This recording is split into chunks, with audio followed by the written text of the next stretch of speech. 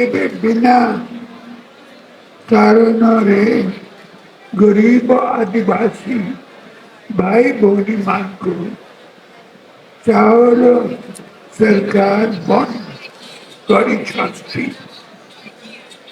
ସେମାନେ ଆମ୍ବ ଟାକାକୁ ଟାକୁଆ ଖାଉଛନ୍ତି। ବହୁତ ଦୁଃଖର କଥା। ଏଇଥିପାଇଁ 2 ଜଣ ଆଦିବାସୀ ମହିଳା ପ୍ରାଣ ହରାଇଛନ୍ତି। ଅନ୍ୟମାନଙ୍କୁ ଟ୍ରିଟମେଣ୍ଟ ଜାରି ରହିଛି। ଆମର 12 ବର୍ଷର ତପସ୍ୟାକୁ ଏମାନେ ଶୁଖୁଆ ପୋଧାରେ ସାରିଦେଲେ। ନାଇଁ, ନବୀନ ପଟ୍ଟନାୟକ 12 ବର୍ଷର ତପସ୍ୟା ଶୁଖୁଆପୋଡ଼ାରେ ଗଲା ଏ କଥାଟି କହିଛନ୍ତି, ଏଇଟା ଭାଇରାଲ ହେଇଛି। କିନ୍ତୁ ଆମେ ସମସ୍ତେ ଜାଣିଛେ 12 ବର୍ଷର ତପସ୍ୟା ଆଉ ଶୁଖୁଆପୋଡ଼ା ଏ କଥାଟି କାହିଁକି କୁହାଯାଏ। ଆପଣ ଯଦି ପଚାରିବେ, ନିଶ୍ଚିତ ଭାବରେ ଆମର ପୂର୍ବତନ ମୁଖ୍ୟମନ୍ତ୍ରୀ ବିଜେଡି ସୁପ୍ରିମୋ ନବୀନ ପଟ୍ଟନାୟକ ଏହାର ଅର୍ଥ ବୁଝେଇ ପାରିବେ ନାହିଁ। ଯଦି ଆମେ ପଲିଟିକାଲ ସାଟାୟାର କଥା କହିବା, ନବୀନ ବାବୁ 24 ବର୍ଷ ହେଲା ଶାସନରେ ଥିଲେ, 12 ବର୍ଷ ତପସ୍ୟା କରିଥିଲେ। ସେ 12 ବର୍ଷ ତପସ୍ୟାଟା 2000ରୁ 2012 ଯାଏଁ କରିଥିଲେ ନା 2012ରୁ 24 ଯାଏଁ କରିଥିଲେ? ତାମାନେ କେଉଁ ଗୋଟେ 12 ବର୍ଷ ସେ ତପସ୍ୟା କରିନାହାନ୍ତି। ଯଦି ପ୍ରଥମରୁ ତପସ୍ୟା କରିଥିବେ, ସେ ତପସ୍ୟାର ଫଳ 24 ଯାଏଁ ପାଇଛନ୍ତି।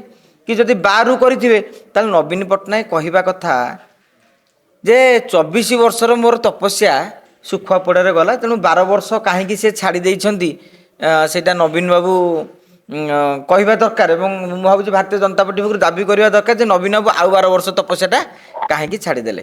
ନଗଡ଼ାଟା ଆଜ୍ଞା କାହା ଅମଳରେ ହେଇଥିଲା?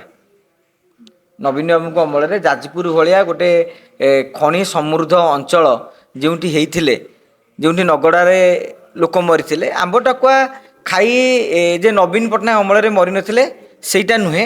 ହଁ, ଏକଥାକୁ ଆମେ ଜଣେ ସଭ୍ୟ ସମାଜର ଲୋକ ଗ୍ରହଣ କରିବା ଉଚିତ ନୁହେଁ। ତା ଦେହରେ ଆମେ ଦୁଇଟି ଆଙ୍ଗେଲ ଦେଖିବା।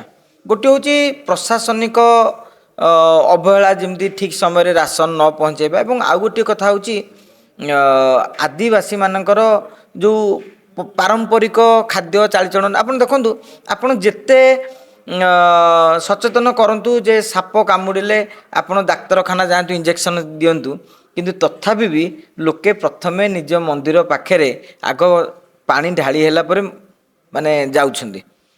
ତେଣୁ ଆମେ କ'ଣ ଜିନିଷ ହେଉଛି, ତାଙ୍କର ଗୋଟେ ଅଭ୍ୟାସ ରହିଛି। ସେଇ ଯେଉଁ ଆମ୍ବ ଟାକୁଆ ପ୍ରଥମ ଦିନ ଯେଉଁମାନେ ଖାଇଥିଲେ ସେମାନଙ୍କର କିଛି ଘଟିନାହିଁ।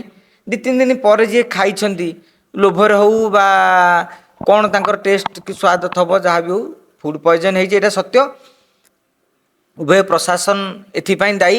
ଏବଂ ଆଉ ଗୋଟିଏ କଥା, ମୁଁ ଅନେକ ମୋତେ ଯେତେବେଳେ ପଚାରିଛନ୍ତି ମତ ଦେଇଛି, ଆମେ ଲୋକଙ୍କୁ ଆଉ କେତେ ବର୍ଷ ମାଗଣା ଚାଉଳ ଦେଇ ଖାଦ୍ୟ ସୁରକ୍ଷା କରିବା, ନା ଲୋକଙ୍କୁ ଖଟି ଖାଇବା, ମାନେ ତାଙ୍କୁ ସ୍ୱାବଲମ୍ବୀ କରି ସେମାନେ ନିଜେ ଯେଉଁ ଖାଦ୍ୟ ସୁରକ୍ଷା ନିଜ ଘର ପାଇଁ କରିପାରିବେ ସେ ବ୍ୟବସ୍ଥା କରିବା। ଏଇଟା ହେଉଛି ସବୁଠାରୁ ବଡ଼ ଆହ୍ୱାନ। ଆଜି ମୋହନ ସରକାର କହିବେ ଆମେ ଚାଉଳ ଦେଉଛୁ, କାଲି ନବୀନ ସରକାର କହୁଥିଲେ ଆମେ ଚାଉଳ ଦେଉଛୁ, ମୋଦି ସରକାର କହିବେ ଆମେ ଚାଉଳ ଦେଉଛୁ।